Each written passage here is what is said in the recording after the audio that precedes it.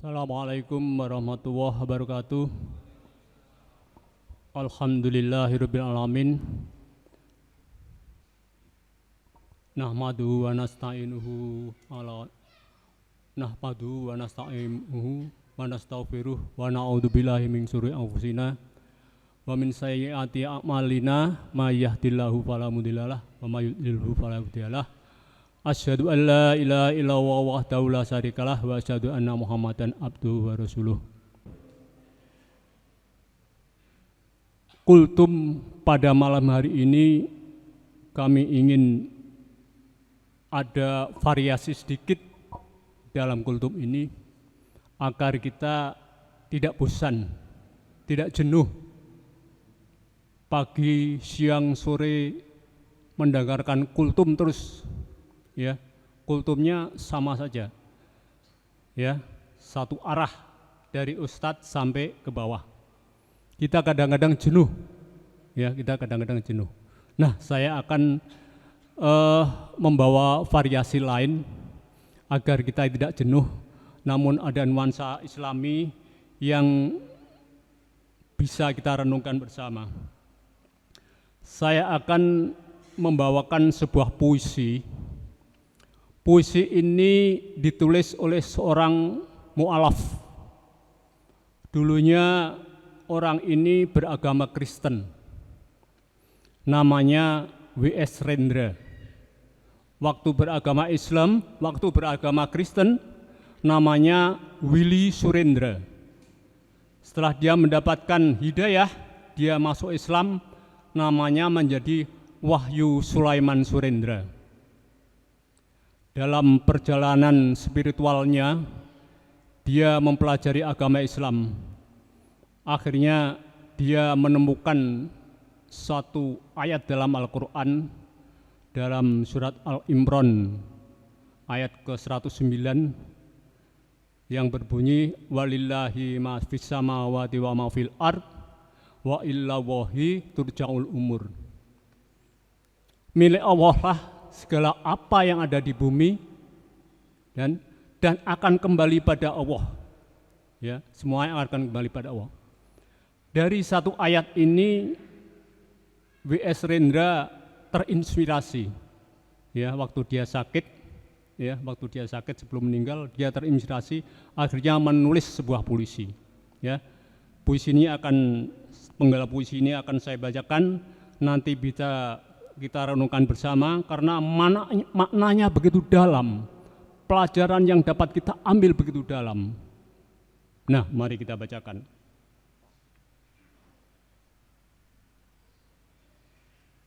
Hidup ini seperti uap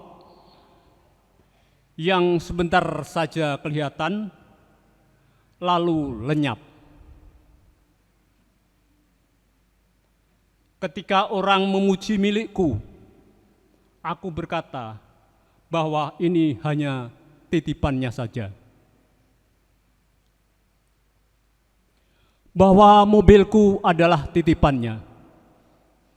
Bahwa rumahku adalah titipannya. Bahwa hartaku adalah titipannya. Bahwa putra-putriku hanyalah titipannya.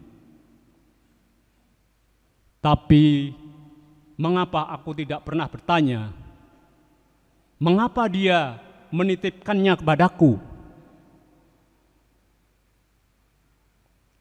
Untuk apa dia menitipkan semuanya ini kepadaku?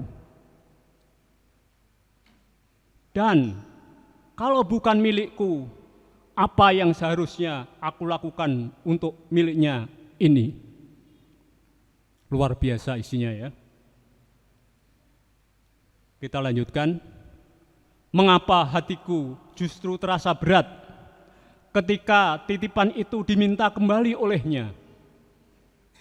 Malahan ketika diminta kembali, kusebut itu musibah, kusebut itu ujian, kusebut itu petaka, dan kusebut apa saja untuk melukiskan bahwa semua itu adalah derita. Ketika aku berdoa, Ku minta titipan yang cocok dengan kebutuhan duniawi. Aku ingin lebih banyak harta. Aku ingin lebih banyak mobil. Aku ingin lebih banyak rumah.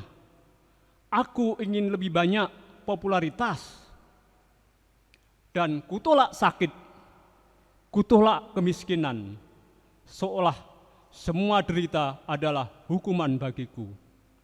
Seolah keadilan dan kasih-Nya harus berjalan seperti penyelesaian matematika dan sesuai dengan kehendakku.